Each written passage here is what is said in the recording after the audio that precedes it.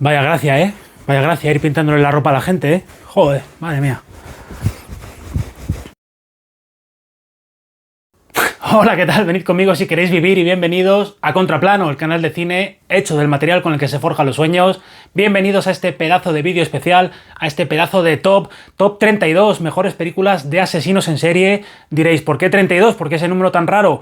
Pues es que es un género que me gusta tanto. Hay tantas películas del género de asesinos en serie que me gustan, que he querido dejar fuera las menos posibles, siempre y cuando no conllevara a hacer el vídeo de 1 hora, de 2 horas de duración. He intentado hacerlo lo más corto posible, ¿vale? Y vamos a hablar de las que a día de hoy son mis 32 películas, las que considero las 32 películas mejores de asesinos en serie para mí, ¿vale? Para mí, para mis gustos, para mi opinión, para mi criterio. Vosotros podéis tener otros gustos diferentes, decídmelo todo el rato en comentarios, ¿vale? ¿Cuáles son vuestras películas favoritas del género de asesinos en serie? ¿Cuáles son las que más os gustan? Decidme también una que os guste que no veáis en este vídeo. He visto un montón de películas de asesinos en serie, pero bueno, decidme cuáles son por si acaso o he olvidado meterlas o lo he omitido o no las he visto. Todo puede ser. En cuanto a ficción basada en hechos reales, en cuanto a películas, en cuanto a leer novelas, en cuanto a puro disfrute, me encanta el género de asesinos en serie. También uno de mis iconos favoritos de la televisión, quizás mi personaje favorito de la televisión es este Dexter Morgan, este asesino en serie de la policía de Miami, que me encanta. Para este top he querido dejar fuera un poco el género, lo que ya linda con el género de terror, ya sea el slasher o el giallo, el género terrorífico de películas como Saw, como La Matanza de Texas, como La Noche de Halloween. He querido dejar un poco fuera películas de Darío Argento, todo lo que lleva más hacia el terror y centrarme en el puro thriller, en el puro género puro y duro de asesinos en serie, ¿vale? Así que si no veis películas como Saw o como La Matanza de Texas, que me encantan, que son muy buenas, pues es por esto. Esto es un mero divertimento y espero que como eso os lo toméis y que lo disfrutéis el vídeo, que le deis un buen me gusta al vídeo, que lo compartáis, que habléis del canal a vuestros amigos, a vuestros conocidos, a todo eso, que le deis mucho apoyo y mucho cariño al vídeo, ¿vale? Ya luego no voy a volver por aquí, me voy a despedir ya de vosotros para que el vídeo no se haga más largo de lo normal. Y saco la claqueta, que comience la carnicería. Os dejo con mi top 32, mis 32 películas favoritas del género de asesinos en serie. Pedazo de vídeo, pedazo de bomba. Ojalá lo disfrutéis. Empezamos. Número 32. Henry, retrato de un asesino, 1986. Dirige John McNaughton. Basada en el escalofriante asesino en serie real Henry Lee Lucas, al que Nick Cave, junto a PJ Harvey, dedicó una maravillosa canción, Henry Lee, y protagonizada por Michael Rooker. Una película que llega casi a niveles del documental, con un nivel de violencia, de crudeza, de suciedad, de sordidez, que la hacen prácticamente imposible de soportar. Vamos a ver aquí la parte más oscura y más terrible del ser humano, con una violencia que no se corta en absoluto, que se recrea y que hacen que sea una película solo apta para los más valientes, para los más fuertes. Terrible, absolutamente terrible esta película, Henry, que nos enseña lo más absolutamente oscuro y podrido del ser humano. 31. La semana del asesino, de Eloy de la Iglesia, 1972. Una de las primeras películas de Eloy de la Iglesia, que fue conocido por ser el director por antonomasia de la etapa del cine kinky español, protagonizada por Vicente Parra, un carnicero que en una discusión matará accidentalmente a un taxista, pero este solo será el primero de una serie de brutales crímenes, y el carnicero empezará a ocultar los cadáveres en su casa con un ambiente, con una sensación pútrida que la hace absolutamente irrespirable. Una película que huele mal, literalmente. Aquí también tiene un pequeño papel un jovencísimo Eusebio Poncela, poco conocida, una de las películas menos conocidas de Eloy de la Iglesia, pero que si os gustan los asesinos en serie os va a ofrecer un trozo de carne bastante difícil de digerir. Número 30. El monstruo de St. Pauli, dirigida por Fatih Akin, 2019. Quizás la película más extrema y más difícil de ver de todas las que voy a hablar en el top. Los niveles de dureza, de sordidez, de suciedad en el monstruo de St. Pauli se hacen directamente imposibles de ver. Una película que ha hecho vomitar a un montón de gente. Cuidado, ¿vale? Cuidado con esta película porque se os puede hacer muy cuesta arriba, se os puede hacer muy difícil de ver. Película alemana ambientada en el Hamburgo de los años 70, protagonizada por el perdedor Fritz Honka, un auténtico borracho que se pasa la vida en los bares, que vive en unas condiciones infrahumanas, en un apartamento sucio, destartalado, lleno de suciedad, de mugre, un auténtico parásito social que encima se dedica a matar gente, a descuartizarla de manera absolutamente brutal. La película se regodea en lo sórdido, en lo sangriento, en lo asqueroso, consigue convertir al guapo actor Jonas Dassler en un monstruo absolutamente horroroso y deformado. Si os tomáis la película desde el punto de vista de una especie también incluso de comedia negra, podéis llegar a disfrutarla, pero cuidado con esta película porque alcanza unos niveles de sordidez nunca antes vistos. 29. Monster, de Patty Jenkins, 2003. Una vez más, basada en hechos reales, basada en la escalofriante asesina Aileen Wuornos, Patty Jenkins se luce en la dirección y también en la escritura del guión, y tiene una de las interpretaciones, una de las transformaciones físicas más impactantes de la historia del cine. La bella y delicada Charlize Theron se transformó de manera terrorífica en esta mujer, un cambio físico absolutamente terrorífico que le valió el Oscar a la mejor actriz de manera súper merecida. De alguna manera, una terrible historia de amor que se centra en los seres inadaptados de la sociedad y con una de las interpretaciones de las transformaciones más asombrosas que ha hecho una actriz nunca. 28. Desaparecida, de George Sluizer, 1988, película holandesa y película de la que el director Stanley Kubrick decía que era la más absolutamente terrorífica que había visto nunca. Una joven pareja de vacaciones en Francia visitará una estación de servicio y en ese momento será cuando ella, Saskia, desaparecerá y su novio Rex se obsesionará con su pérdida, no parará de buscarla durante los años. Y es que la chica ha sido raptada por un psicópata absolutamente escalofriante, interpretado aquí de manera genial por Bernard Pierre Donadieu, y una película muy dura que nos muestra la obsesión, el no saber superar la pérdida de un ser querido, una película que crea tensión a través de los encuadres, de las miradas, que funciona como un reloj, que te mantiene en vilo, te mantiene enganchado y que tuvo tanto éxito que el propio director hizo un remake años después, protagonizado por Kiefer Sutherland y por Jeff Bridges. Y aquí va una pequeña pieza de culto, película muy recomendable con un psicópata escalofriante. 27. El bosque del lobo, 1970, de Pedro Olea. José Luis López Vázquez, quizás el actor de comedia más popular de la España del franquismo, sorprendió a todo un país y heló la sangre de todo el mundo al interpretar en su rol más extremo al terrible asesino en serie Benito Freire, terriblemente torturado en esta película basada en hechos reales, basada en el caso de Roma Santa, que nos muestra una España inculta, una España sucia, una España oscurantista y que da bastante miedo, con este lobo que surge en la noche por el bosque para asesinar, que es un reflejo de esa sociedad tan atrasada que veíamos en las zonas rurales de la España del siglo XIX. Tremenda composición de López Vázquez, que no tenía miedo a nada a hacer este tipo de roles tan extremos y que podían empañar su imagen de actor histriónico de comedias. Absoluta pieza de referencia del género criminal español. 26. Ciudadano X, 1995, de Chris Gerolmo, película hecha para la televisión, también basada en hechos reales, basada en el terrible carnicero de Rostov, en Andrei Chikatilo, un asesino en serie brutal, de los más terribles que ha habido en la historia, en la etapa soviética, cuando algo así, cuando un asesino era completamente inconcebible, cuando no podía existir realmente. Las autoridades negaban por completo que un psicópata de esta magnitud pudiera existir dentro del seno de la Rusia comunista, protagonizada por nombres muy importantes, muy conocidos como Stephen Rea, Donald Sutherland, Max von Sydow, y con un sorprendente y escalofriante Jeffrey DeMunn en el papel del asesino en serie. Una historia que de alguna manera también tendría una especie de remake con la película El Niño 44, protagonizada por Tom Hardy, de Daniel Espinosa. Es una película de una calidad tremenda y hecha para la televisión, lo que sorprende.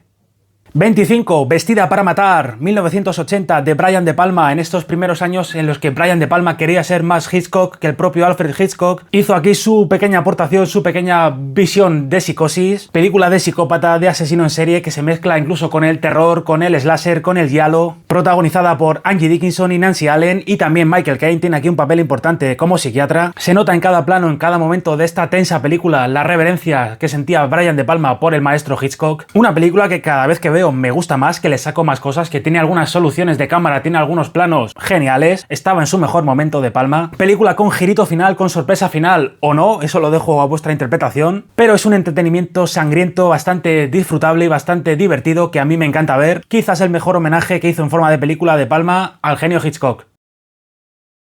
Número 24. El fotógrafo del pánico, 1960, dirigida por Michael Powell, que demostró que lejos de Emmerich Pressburger también podía hacer grandes películas. Michael Powell y Emmerich Pressburger formaron uno de los dúos creativos más sólidos del cine británico de los años 40 y 50 con ese grupo The Archers. Pues bien, Michael Powell supo hacer esta obra mayor del género en el mismo año que Psicosis, en la que el género de asesinos en serie se juntaba, llegaba a los extremos del terror, del giallo, del slasher, con este tipo atormentado que fotografía a sus víctimas mientras mueren, que capta ese momento en el que la vida se les escapa. Pieza mayor del género. Michael Powell, la verdad es que hizo aquí una gran película y con una enorme influencia en lo que estaba por venir en el futuro. 23. American Psycho, año 2000, dirigida por Mary Harron, que no volvió a hacer algo ni remotamente tan relevante como esta película, basado en el libro de culto enormemente popular en el bestseller de Bret Easton Ellis, una novela que desde que se publicó a principios de los años 90 fue un auténtico fenómeno en Estados Unidos, una de las novelas más violentas, más extremas jamás escritas, que desató una enorme ola de polémica ante los ambientes más conservadores de Estados Unidos y que convirtió a Bret Easton Ellis en una auténtica estrella de la literatura, en la que criticaba a la sociedad estadounidense y nos decía decía que los monstruos, que los psicópatas también podían vestir un traje de marca de diseño de $2000, una crítica encarnada en la figura del yuppie Patrick Bateman, al que interpreta de manera maravillosa a un jovencísimo Christian Bale. La película también fue enormemente polémica, es considerada una película de culto, yo creo que es una gran película. Recomendaros también la novela, que es todavía más dura, más burra y más violenta. Y a día de hoy el italiano Luca Guadagnino planea una nueva versión protagonizada por Austin Butler, y es que desde que nació en las páginas de la novela a principios de los 90, el psicópata Patrick Bateman se ha convertido en uno de los asesinos en serie más populares y más de culto de la historia del cine y de la literatura.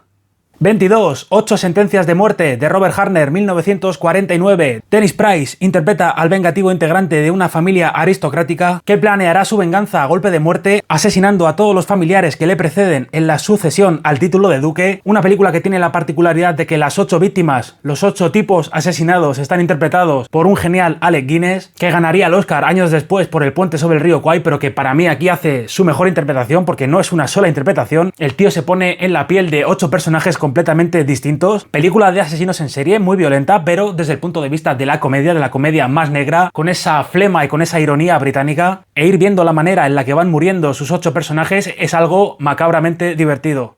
21. Encontré al diablo, 2010, dirigida por Kim Ji-woon. Choi Min-sik, en un papel tremendamente extremo y brutal, espectacular. La mejor interpretación de Choi Min-sik, incluso mejor que la de Old Boy, interpreta a un terrible asesino en serie. Pero en este caso se revertirá la trama, porque el asesino será perseguido por el héroe. Lee Byung-hun, ahora muy popular por la serie El juego del calamar, interpreta al novio de una chica asesinada que irá persiguiendo al terrible asesino en serie, frustrando sus crímenes y golpeándole, dejándole prácticamente muerto en cada uno de sus encuentros, pero dejándolo libre para volver a encontrarlo una siguiente vez y volver a darle una paliza brutal. Película sangrienta, durísima, tremendamente violenta, donde los gritos de rabia y de dolor de Choi Min-sik traspasan la pantalla y golpean al espectador. Una vez más, no es adecuada para todo el mundo. Puñetazo en la cara que te dejan noqueado.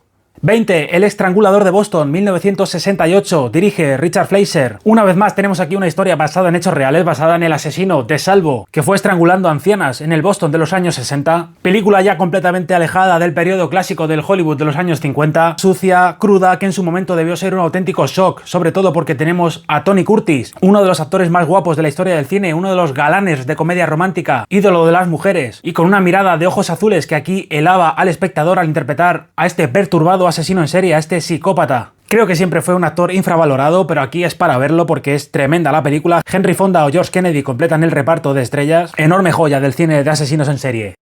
19. El gabinete del Dr. Caligari, 1920, de Robert Wiene. Película que da el pistoletazo de salida al expresionismo alemán con una de sus más recordadas obras maestras. Werner Krauss es el Dr. Caligari que irá por las ferias transportando a su sonámbulo Cesare, interpretado por el mítico Conrad Veidt, que por las noches ejecutará sus más terribles crímenes. Puntiaguda, angulosa, incómoda, con esos escenarios expresionistas pintados sobre lienzo que de alguna manera ya predecían la etapa de enorme oscuridad que iba a atravesar Alemania en las próximas décadas.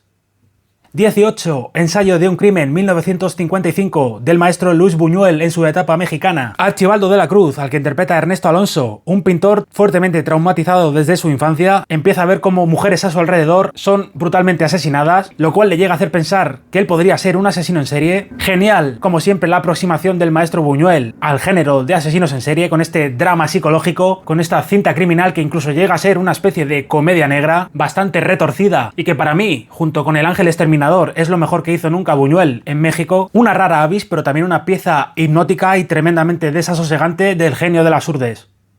17. Funny Games, de 1997, de Michael Haneke. Una de las películas de culto sobre asesinos en serie, sobre psicópatas más inexplicables, más populares y más desasosegantes de los últimos 30 años. Quizás la película más conocida del maestro Haneke, que si algo ha sabido hacer durante su carrera es desasosegar al espectador, darle un montón de historias truculentas, crudas, de una enorme carga psicológica. Pues aquí, con los dos psicópatas a los que interpretan Arno Fries y Frank Gehring, nos da el relato definitivo sobre locura, sobre asesinato y sobre violencia. Dos tipos jóvenes, dos chavales de apariencia completamente sana y normal que se dedican a asaltar casas de veraneantes y a hacer que las familias pasen un auténtico calvario antes de ser asesinados. Totalmente arbitrario y sin ningún tipo de explicación en apariencia. Una historia que sería sencillamente imposible de ver para el espectador de no ser por esos guiños, por esos momentos de surrealismo, incluso de comedia, con esas miradas a cámara de los psicópatas que alivian la tremenda carga violenta y dramática de las escenas. El propio Haneke haría un remake de su propia película en Estados Unidos, mucho menos interesante y predecible, una de las piezas más macabramente disfrutables del cine europeo. 16. Los ojos sin rostro, 1960, de George Franju, película que llega incluso a rozar el género de terror, el género de doctores locos, de Mad Doctor, en la que Pierre Brasseur es un científico cuya hija ha quedado horriblemente desfigurada en un accidente y que se dedicará a matar a mujeres para utilizar la piel de estas en un experimento que pretende devolverle la belleza a su hija. Película diabólicamente divertida, entretenida, con un blanco y negro irrespirable, con unos planos brutales, auténtica pieza de culto del cine francés de los años 60, en la que de alguna manera Pedro Almodóvar fue una de sus inspiraciones a la hora de hacer La piel que habito, pero creedme, esta Los ojos sin rostro es infinitamente más macabra y mejor que la de Almodóvar. 15. Caníbal, 2013, dirigida por Manuel Martín Cuenca. Antonio de la Torre interpreta a Carlos, un sastre que vive en Granada y que también es un asesino en serie que se dedica a matar mujeres y a descuartizarlas para luego comérselas delante de una copa de vino. Una película que evita el elemento policial, la búsqueda y la caza del asesino y que se centra solo en la psique del personaje al que interpreta un genial Antonio de la Torre en uno de sus papeles más extremos, en un papel que es muy complicado de llevar a cabo, sin que resulte forzado o incluso ridículo. Una película densa y lenta que se va cociendo a fuego lento, pero que te atrapa con sus bellas imágenes, con su brutal fotografía, con su enorme composición protagonista. Una película yo creo que enormemente infravalorada en su momento, al igual que Manuel Martín Cuenca, que yo creo que es uno de los grandes directores del cine español. Me parece genial esta Caníbal, me parece su mejor película, una película que siempre me atrapa, que siempre me lleva dentro de ese desasosegante clima que propone, una atípica e introspectiva visión del asesino en serie. 14. Frenesí, 1972, la penúltima película del maestro Alfred Hitchcock y también su última gran obra, su última obra maestra. Si ya con Psicosis, 12 años antes, se había aproximado al género de terror, al slasher, al giallo, aquí definitivamente abraza esa vertiente. Película ya rodada en Londres con actores poco conocidos, pero es de admirar cómo el maestro seguía en completa posesión de sus facultades, con esa perversidad, con esos cuerpos asesinados, ahogados con la corbata. Muchos de los elementos clave en la filmografía de Hitchcock se pueden ver en esta Frenesí: el falso culpable, la obsesión, la manera de tratar a las mujeres. Película macabra, última obra maestra de uno de los directores más importantes de la historia del cine, que adelantaba lo que iba a ser el género en los próximos años. 13. El Cebo, 1958, dirigida por Ladislao Batlla, una coproducción suizo-alemana y también española, rodada en parte en los estudios de Chamartín, protagonizada por Heinz Rühmann, en el papel del abnegado inspector, del policía, que con tal de encontrar a un terrible asesino en serie, a un ogro que mata a niños en el bosque, hará cualquier cosa, se tomará su tiempo hasta que sus redes, hasta que el cebo dé sus frutos. Un asesino que estaba encarnado por Gerd Frobé, que años después se haría famoso por interpretar a uno de los villanos de James Bond más memorables, a Goldfinger, pues aquí interpreta a un tipo torturado, a un gigante monstruoso, una de las auténticas verdaderas joyas de las piezas claves y maestra del género de asesinos en serie, perfectamente rodada e interpretada, en un perfecto blanco y negro y que da mucho miedo. Grande el Cebo. 12. Millennium, los hombres que no amaban a las mujeres, The Girl with the Dragon Tattoo, 2011, del gran David Fincher, que aquí adaptaba la novela Superventas, el auténtico fenómeno de Stieg Larsson, que marcaría el pistoletazo de salida de un auténtico fenómeno en cuanto a novela negra escandinava se refiere. Película que supera en todos los aspectos a la muy apreciable, a la muy buena versión sueca, protagonizada por Michael Nyqvist y por la gran Noomi Rapace. Es que aquí tenemos al maestro Fincher haciendo una película densa, compleja, pero apasionante, que en sus más de 2 horas y media te mantiene enganchado absolutamente en ese clima, en esa frialdad, en ese misterio a través de los años, en ese asesinato, en esos asesinatos y en la apasionante búsqueda y la investigación de Daniel Craig y el personaje de Rooney Mara, esa Lisbeth Salander, que fue un auténtico descubrimiento. Increíble cómo se comía la película Rooney Mara, qué interpretación, qué pedazo de personaje. Disfruto muchísimo de la interpretación de Daniel Craig aquí, cómo interpreta a ese Michael Blomfield, a ese periodista caído en desgracia. Me gusta mucho la química que tienen entre sí los personajes de Craig y Rooney Mara, y es que estamos hablando del maestro Fincher, y una novela tan absolutamente popular y vendida solo podían dar una enorme, una gran adaptación al cine. 11. Monsieur Verdoux, 1947, de Charles Chaplin, del gran Charles Chaplin, que en la etapa sonora interpretó a este refinado asesino en serie, a este barba azul con varias vidas, que se dedicaba a matar y a engañar a todas las mujeres que podía y que siempre se salía con la suya. Película que tiene los dejes, esos momentos de humor tan marcados y tan inherentes al cine de Charles Chaplin, con una dirección sublime. Es un personaje terrible, un asesino al que interpreta a Chaplin, pero te llegas a poner de su lado y quieres que las cosas le salgan bien. Tiene momentos hilarantes, momentos divertidísimos, pero al final, al igual que El gran dictador, es una crítica amarga, cínica, sobre la sociedad, la Segunda Guerra Mundial había acabado hace apenas 2 años y al final la sonrisa se congela en el rostro del espectador, se convierte en amarga y que nos da a uno de los psicópatas, a uno de los asesinos en serie más divertidos y más refinados de la historia del cine, este Monsieur Verdoux. Y venga, vamos con el top 10, con el top 10. Número 10, La Isla Mínima, 2014, de Alberto Rodríguez. Película apasionante que nos habla de la transición política de los años 80 en España después de la muerte del dictador, que nos presenta a dos policías interpretados por Raúl Arévalo y por el maravilloso Javier Gutiérrez, que al igual que José Luis López Vázquez en El Bosque del Lobo, era conocido por hacer papeles ligeros, papeles de comedia, pero que aquí interpreta a un policía duro, expeditivo y muy oscuro, muy violento, que le valió el Goya a Mejor Actor, una interpretación brutal la de Javier Gutiérrez. Pues son dos policías enviados a un pequeño pueblo en las marismas del Guadalquivir para resolver el caso, el misterio de unas desapariciones de mujeres que está habiendo. Película de un clima, de una tensión irrespirable, genialmente dirigida, la mejor película de Alberto Rodríguez, que es uno de los grandes directores del cine español, una de las más premiadas en la historia de los Goya del cine español, que tenía también por aquí a una sorprendente Nerea Barros y a Antonio de la Torre en su enésima interpretación genial. Película apasionante, completamente increíble, de las mejores de la historia del cine español, es que es brutal La Isla Mínima. 9. Zodiac, 2007, otra vez maestro David Fincher, hablándonos del asesino real, del asesino del Zodiaco, que durante los años 60 y 70 aterrorizó San Francisco, aterrorizó a todo un país. Aquí Fincher nos hila un relato épico, increíble, apasionante, un relato denso, con más de 2 horas y media de duración, que nos transporta a la investigación policial y también periodística, con esas cartas que enviaba el asesino del Zodiaco a los periódicos. Película apasionante, con un pulso narrativo que solo podía hacer el genial Fincher, protagonizada por nombres muy populares como Mark Ruffalo, Robert Downey Jr. o Jake Gyllenhaal, que es el periodista protagonista y que protagoniza una de las escenas de más puro suspense de la historia del cine, de mis favoritas, cuando va a investigar a un sospechoso que cree que podría ser el culpable y cómo se asusta Jake Gyllenhaal, que quiere salir de la casa pero no puede. Es un momento con una tensión que corta la respiración, y corta la respiración esta Zodiac durante todos y cada uno de sus minutos. Película apasionante, increíble.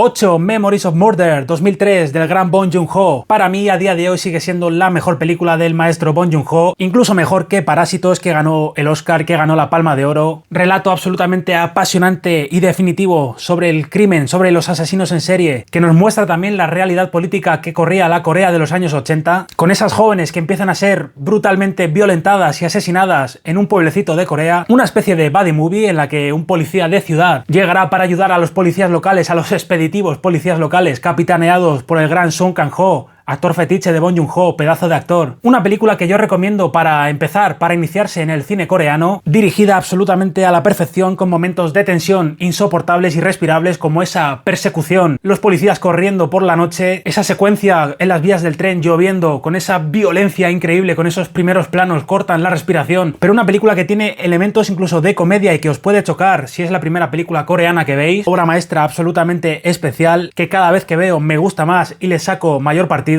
Ya digo, para mí la obra maestra absoluta y definitiva del gran Bong Joon-ho, que es mi director coreano favorito. 7. Que Dios nos perdone, 2016, de Rodrigo Sorogoyen. Tengo que decir que esta es probablemente mi película favorita de los últimos 10 años, quizás junto al Prisioneros de Denis Villeneuve, una película que desde que vi en el cine me obsesiona, me marcó completamente, una experiencia increíble, y desde entonces sigo a Rodrigo Sorogoyen y es uno de mis directores favoritos, con esta apasionante, increíble historia de un asesino en serie que asola las calles de Madrid en el verano de 2011, una película calurosa que te mete el calor en el cuerpo, que te mete el miedo y la tensión, con este asesino de ancianas y cómo va siendo perseguido por los policías, a los que interpreta una vez más el gran Antonio de la Torre y Roberto Álamo, que se come la película. Dos roles muy extremos, dos policías muy particulares, en este relato con un pulso medido, genialmente dirigida por Sorogoyen, que es un grande, y con un guión absolutamente de hierro firmado por el propio Sorogoyen y su socia, la impagable Isabel Peña.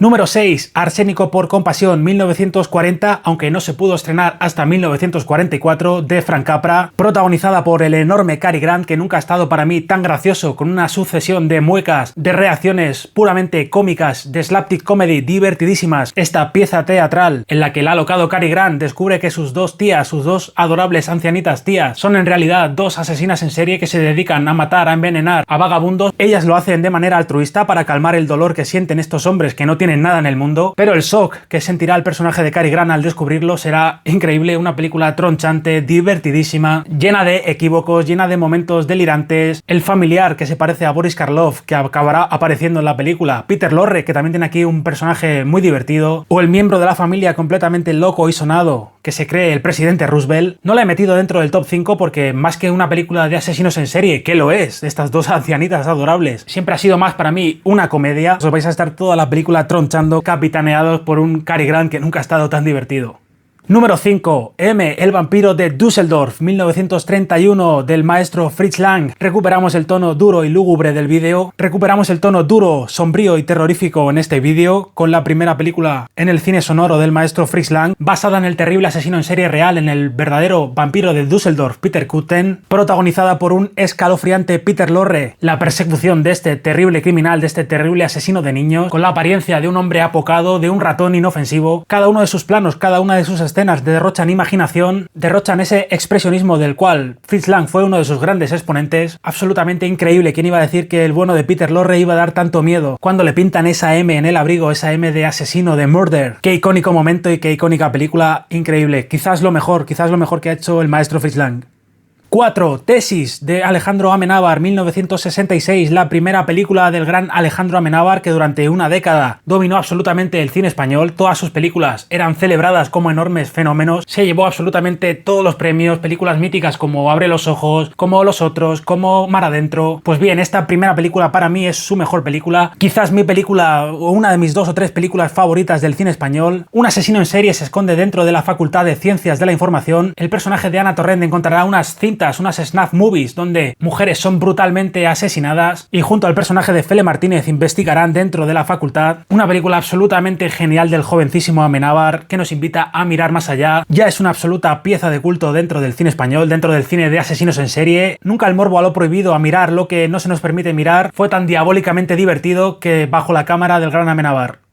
Número 3. Seven, 1995, tercera incursión del maestro Fincher en este top, quizás la película más popular y más conocida de asesinos en serie de todos los tiempos, jamás filmada, protagonizada por los grandes Brad Pitt y Morgan Freeman, que interpretan al detective Mills y Somerset en esta lluviosa ciudad que ha perdido la fe en la humanidad. Investigan, tratan de descubrir los crímenes del brutal asesino en serie John Doe, que está recreando los 7 pecados capitales, interpretado por el escalofriante Kevin Spacey. Nunca la puesta en escena en cuanto a crímenes había sido tan cuidada, tan morbosa y tan espectacular que en Seven. David Fincher, con poco más de 30 años y en su segunda película, ya hizo una absoluta obra maestra, que es una de las piezas más populares del cine de los últimos años, de las más reverenciadas, de las más homenajeadas. Película absolutamente oscura, violenta, un fiel retrato de esta sociedad podrida que puede crear a monstruos del tamaño de John Doe.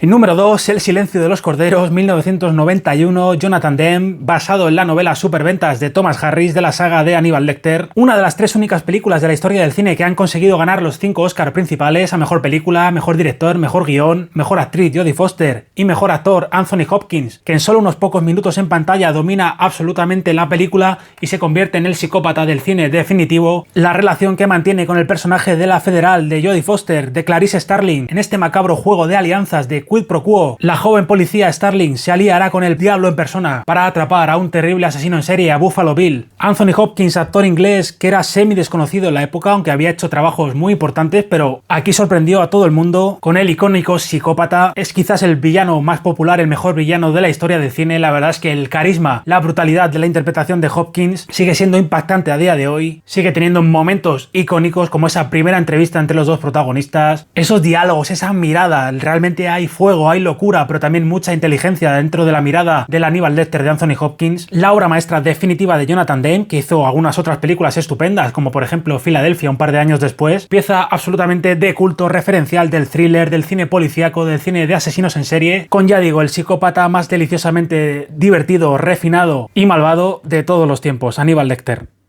Y número 1, claro que sí, no podía ser de otra manera. ¿Qué esperabais? Psicosis, 1960, maestro Alfred Hitchcock, basada de manera libre en la novelita de Robert Bloch. Psicosis es la película de psicópatas, de asesinos en serie por antonomasia. Hitchcock elevó los cánones del género, los revirtió, los pervirtió, rompió definitivamente la etapa del cine clásico y elevó el thriller hacia el cine moderno, hacia el cine manierista hacia el cine de vanguardia. El cine de terror, el cine slasher, el cine giallo serían impensables, serían imposibles sin pasar antes por la obra maestra referencial de Hitchcock, con una campaña publicitaria que rompió moldes, inteligentísima, en la que el propio Hitchcock impedía al público entrar dentro de la sala una vez hubiera comenzado la proyección de la película. Quizás aquí se inventó lo del famoso spoiler, una película que rompía moldes al asesinar al personaje protagonista, al personaje principal, al que interpreta Janet Leigh, en esta mítica escena de la ducha, quizás la escena más copiada, la escena más famosa de toda la historia del cine. Una película apasionante en todos y cada uno de sus fotogramas, pero también apasionante toda la historia que llevó a cabo, su filmación, con el malvado maestro del suspense en la cima de su talento, que transformó al bonachón Anthony Perkins, con cara de bueno, de buena persona, en otro de los psicópatas más absolutamente geniales de todos los tiempos, en este Norman Bates. Absolutamente todo el mundo se postró ante el maestro Hitchcock, la crítica, las vanguardias, los franceses, el público, y la historia del cine le ha acabado dando la razón, ya que su Psicosis es la pieza más macabramente perfecta del cine de asesinos en serie. Número 1.